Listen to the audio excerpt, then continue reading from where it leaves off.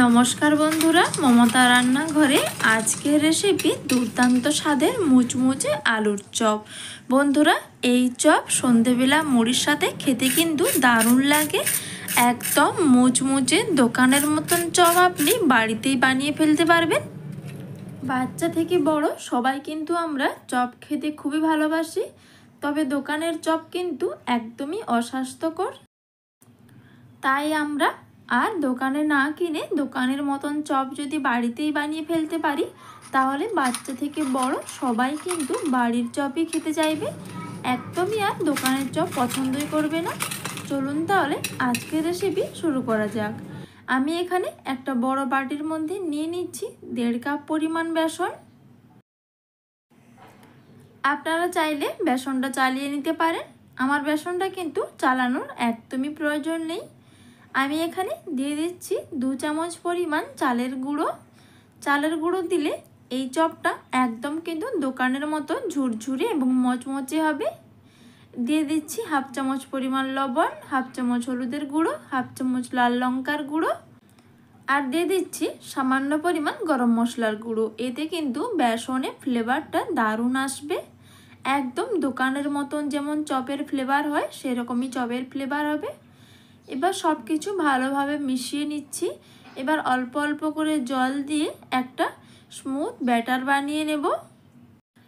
একেবারে বেশি জল ঢালবেন না, অল্প অল্প করে জল দিয়ে এইভাবে হাত দিয়ে ফেটাতে থাকবেন, তাহলে কিন্তু ব্যাটারটা খুব সুন্দরভাবে হবে। বেসনের ব্যাটারটা ফেটাতে ফেটাতে আমি কিছু কমেন্ট পড়ে নেব। জয়শ্রীর পাকঘর থেকে দিদিভাই কমেন্ট করেছে, খুব ভালো লাগলো মুগ ডাল আর সিম মটরশুঁটি রেসিপিটা, একদিন অবশ্যই বানিয়ে দেখব। এবং সুমিত্রা ব্লগসে দিদিভাই কমেন্ট করেছে, হরে কৃষ্ণ দিদিভাই, সিম মটর দানা মুগ ডাল দিয়ে নিরামিষ রান্না দারুণ হয়েছে, অসাধারণ।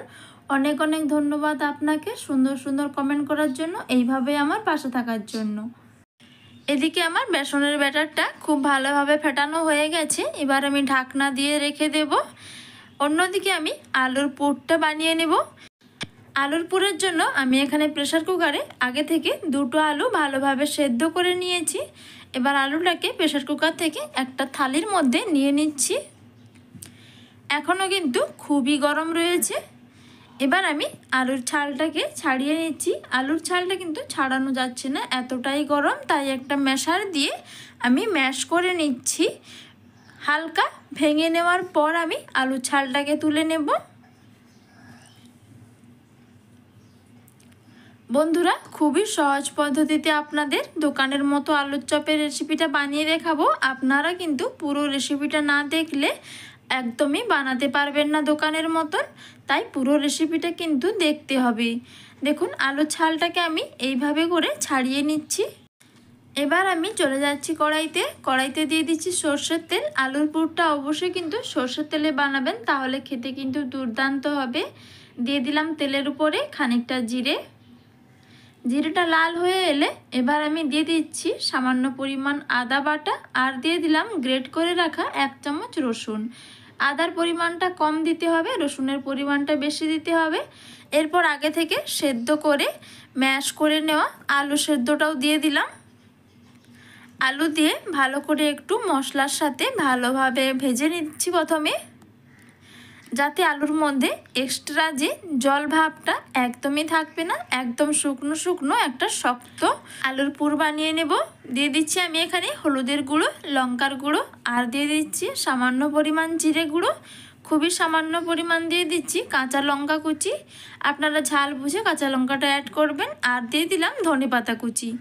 এবার দিয়ে দিচ্ছি আমি স্বাদ বুঝে লবণ। এবার সব কিছু আলুর মধ্যে ভালোভাবে একটু মিশিয়ে নেব। বন্ধুরা, এইভাবে একবার আলুর পুরটা বানিয়ে দেখবেন, খেতে কিন্তু দুর্দান্ত লাগে। প্রত্যেকটা কামড়েই কিন্তু দারুণ একটা স্বাদ পাবেন। এই আলুর পুরটা এতটাই টেস্টি হয়। একদম মিডিয়াম আঁচে নাড়াচাড়া করে আমি আলুর পুরটাকে একদম টাইট করে নিচ্ছি, যাতে বেসনে দেওয়ার সময় একদমই ভেঙে না যায়। দেখুন বন্ধুরা, নাড়াচাড়া করে একদম শক্ত একটা মণ্ড বানিয়ে নিয়েছি। এবার আমি আলুর পুরটাকে একটা পাত্রের মধ্যে তুলে প্রথমে ঠান্ডা করে নেব। বন্ধুরা, এদিকে আলুর পুরটা ঠান্ডা হতে থাক, ততক্ষণে আমি বেসনের ব্যাটারের মধ্যে একটি উপকরণ মেশাবো। এই উপকরণটি মেশালে কিন্তু চপটা কিন্তু একদম দোকানের মতনই পারফেক্ট হবে। এই উপকরণটি সবার বাড়িতেই আছে। নিয়েছি আমি এখানে 2 চিমটের মতন খাওয়ার সোডা বা বেকিং সোডা, ভালোভাবে মিশিয়ে নিয়েছি। এই বেকিং সোডা বেসনের মধ্যে দিলে চপটা খুব ভালোভাবে ফুলবে এবং দারুণ একদম মচমচে ক্রিস্পি হবে।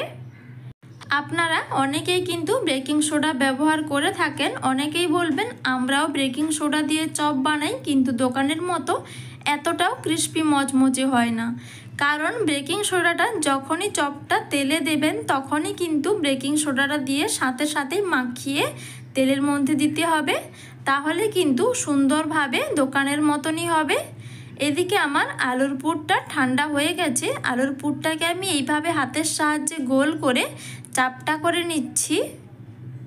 দেখুন বন্ধুরা, একদম কিন্তু চপের শেপ দিয়ে নিয়েছি আলুর পুরটাকে। একইভাবে আমি সবগুলো শেপ বানিয়ে নিচ্ছি দেখুন হাতের তালুর সাহায্যে। এইবারে আমি বেসনের ব্যাটারের মধ্যে এই আলুর পুরটাকে দিয়ে এইভাবে বেসনটাকে লাগিয়ে নেব।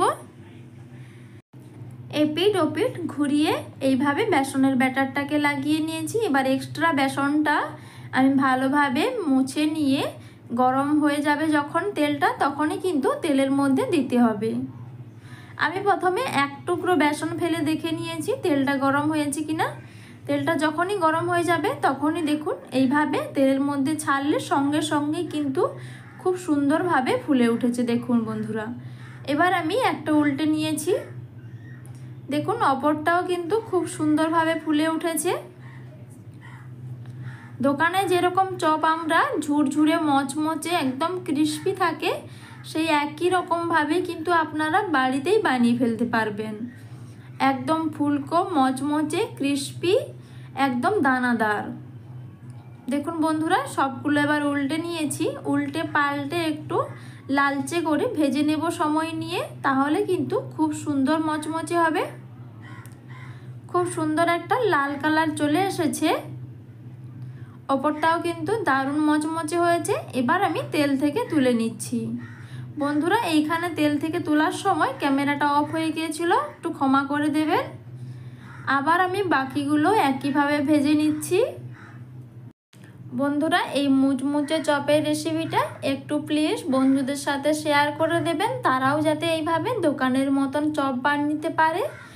এবং রেসিপিটি আপনার ভালো লেগে থাকলে অবশ্যই কিন্তু রেসিপিটিতে একটি লাইক করে চ্যানেলটি সাবস্ক্রাইব করে রাখবেন, আরও নিত্য নতুন রেসিপি সবার আগে পাওয়ার জন্য। দেখুন কালারটা কিন্তু দারুণ হয়েছে।